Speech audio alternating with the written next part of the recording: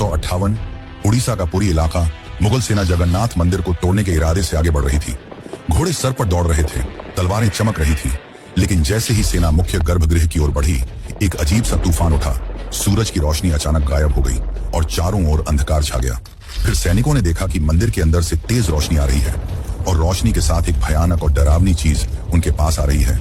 यह दृश्य इतना भयानक था कि कई सैनिक वहीं पर बेहोश हो गए और जो बच गए वो ऐसे भागे मानो उनके सामने मौत खड़ी हो। अब आप सोचिए कि क्या यह सिर्फ एक ऐतिहासिक घटना थी या फिर सच में भगवान जगन्नाथ ने अपने धाम की रक्षा की। जगन्नाथ मंदिर एक ऐसा स्थान जो सिर्फ भक्ति का केंद्र नहीं बल्कि अनगिनत रहस्यों की चुप दुनिया है। क्या आपने कभी सोचा है कि क्यों इस मंदिर का ध्वज हमेशा हवा के विपरीत दिशा में उड़ता है और क्यों मंदिर के ऊपर लगे सुदर्शन चक्र हर दिशा से ऐसा लगता है मानो आपको ही देख रहा हो। यहाँ तक कि प्रसिद्ध किताब भविष्य मलिका में इस मंदिर को लेकर कलयुग की कई भविष्यवाणियां की गई हैं, जो कि सारी की सारी सच हुई है। इनमें सबसे प्रसिद्ध है कोविड-19 यानी कि कोरोना की घटना। इस किताब में लिखा गया था कि जब मंदिर का सबसे पुराना पेड़ गिर जाएगा तब एक भयानक महामारी आएगी, और यह पूरी तरह सच भी हुई। यह सिर्फ एक घटना नहीं, ऐसी और भी कई घटनाएं हैं जो सच हुई हैं और सारी आपको चौंका देंगी। इस मंदिर के अंदर ऐसे और भी कई अनसुने और खतरनाक रहस्य छुपे हुए हैं जो आपके होश उड़ा देंगे। और सबसे बड़ा रहस्य है ब्रह्म पदार्थ का, यानी कि श्री कृष्ण का दिल। माना जाता है कि इस मंदिर में श्री कृष्ण का दिल आज भी मौजूद है, जिसे हर 12 साल में पुरानी मूर्ति से निकालकर नई मूर्ति में डाला जाता है, और यह प्रक्रिया काफी महत्वपूर्ण है। इस दौरान अगर कोई श्री कृष्ण के दिल को देख ले तो वह तुरंत मर जाता है, जिसकी कई घटनाएं हमारे सामने आती हैं। पिछले 800 सालों से इस मंदिर का ध्वज हर रोज बदला जाता है और कहा जाता है कि अगर इसे एक भी दिन न बदला गया तो मंदिर को 18 सालों के लिए बंद करना होगा। और जब अंग्रेज आए तो उन्होंने इस प्रक्रिया को अंधविश्वास बताकर रोकने की कोशिश की, लेकिन फिर उनके साथ जो हुआ वो जानकर आप चौंक जाएंगे। इस मंदिर के मुख्य प्रवेश द्वार में 22 सीढ़ियां हैं जिन्हें पार करना होता है, लेकिन इनमें से तीसरी सीढ़ी पर पैर रखना सख्त मना है। पर आखिर ऐसा क्यों है और क्या होगा यदि आपने तीसरी सीढ़ी पर पैर रख दिया? फिर आती है मंदिर की रसोई, जहां नीचे की आंच से ऊपर वाला बर्तन पहले कैसे पक जाता है। क्या मंदिर की रसोई विज्ञान के नियमों को भी चुनौती देती है? ऐसे ही और भी न जाने कितने चौंकाने वाले रहस्य। ये सिर्फ एक मंदिर नहीं, ये एक ऐसा तीर्थ है जहां धर्म, विज्ञान, वास्तु और चमत्कार चारों एक साथ खड़े हैं, जहां श्रद्धा सिर्फ पूजा नहीं बल्कि रहस्यों से सामना करने की तैयारी है। तो क्या आप तैयार हैं एक ऐसे सफर के लिए जहां हर अध्याय आपको चौंकाएगा, हर रहस्य आपके विश्वास को चुनौती देगा और हर जवाब एक नए सवाल को जन्म देगा? चलिए चलते हैं जगन्नाथ मंदिर की उस रहस्यमयी यात्रा पर, जहां भगवान खुद हर सवाल का उत्तर है।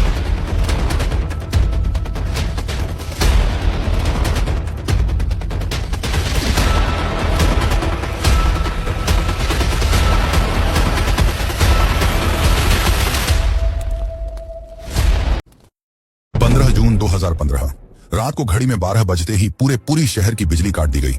ये कोई साधारण बिजली कटौती नहीं थी। इस बिजली कटौती का कारण था मंदिर के गर्भगृह में चल रही विचित्र घटना।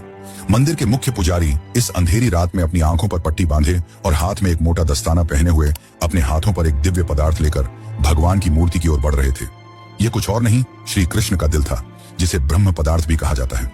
ठीक 12 साल बाद यह प्रक्रिया आज मंदिर में फिर दोहराई जा रही थी, जहां भगवान जगन्नाथ की पुरानी मूर्ति से उनके दिल को निकालकर नई मूर्ति में लगाया जाता है। ये होता है भगवान के शरीर को बदलने का, लेकिन आत्मा को यथावत रखने का अनुष्ठान।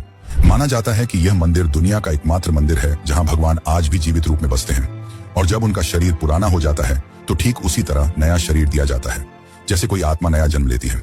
कहते हैं इस ब्रह्म तत्व को आज तक किसी ने नहीं देखा, और जिसने भी देखने की कोशिश की वो जिंदा नहीं बचा। नवकलेवर की रात जब पुरानी मूर्तियों से ब्रह्म तत्व निकालकर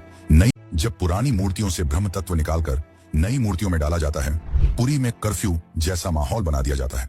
पूरे शहर की बिजली काट दी जाती है, मंदिर को घोर अंधेरे में बंद कर दिया जाता है। मंदिर के अंदर होते हैं सिर्फ विशुद्ध ब्राह्मण, जिनका खानदान सदियों से यही कार्य करता आया है। उनकी आंखों पर पट्टी बांधी जाती है और हाथों पर मोटे दस्ताने पहनाए जाते हैं, ताकि वे ना देख सकें और ना ही महसूस कर सकें कि ब्रह्म पदार्थ है क्या। जब यह प्रक्रिया होती है तब मंदिर की सुरक्षा सीआरपीएफ के जवान करते हैं, और किसी भी व्यक्ति का मंदिर के अंदर जाना सख्त मना होता है।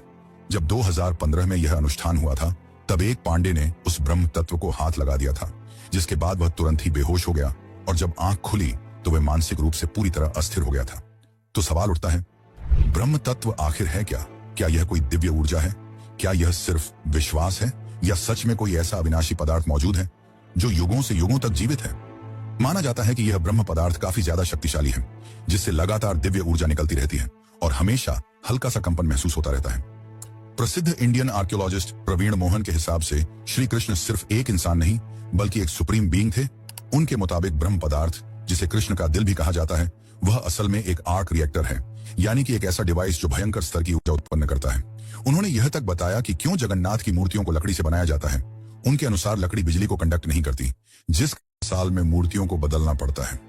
उस व्यक्ति ने यह तक कहा कि जब उस हृदय को प्रकाश में लाया गया तो वह चक्र की तरह घूमने लगा और जोर से कंपन करने लगा, यानी कि जब इस ब्रह्म पदार्थ को रोशनी मिलती है तो यह और भी ज्यादा सक्रिय हो जाता है, जो कि खतरनाक साबित हो सकता है। जिस कारण हर बार जब इसे पुरानी मूर्ति से नई मूर्ति में बदला जाता है तब पूरी शहर की बिजली काट दी जाती है। विज्ञान के लिए आज भी यह एक चौंकाने वाला रहस्य है जिसे कोई समझ नहीं पाया, लेकिन भक्तों के लिए यह उनके श्री कृष्ण है, उनका दिल है, जिस कारण हर दिन लाखों की तादाद में भक्त भगवान जगन्नाथ के दर्शन करने आते हैं। वैसे क्या आपको पता है कि जब श्री कृष्ण की मृत्यु हुई तब पांडवों ने उनके शरीर को जला दिया था, पर फिर कैसे उनका हृदय बच गया और वह पुरी तक कैसे पहुंचा? और इस भव्य मंदिर की रचना किसने की? आखिर कौन था जिसने बड़ी ही चमत्कारी तरीके से भगवान जगन्नाथ की मूर्ति बनाई? तो चलिए जानते हैं अब इस रहस्यमयी और रोचक घटना को, जो आपको इंटरनेट और किताबों में नहीं देखने को मिलेगी। लेकिन उससे पहले अगर आपको वीडियो अच्छी लग रही है तो इसे लाइक करके कमेंट में जय जगन्नाथ जरूर लिखें।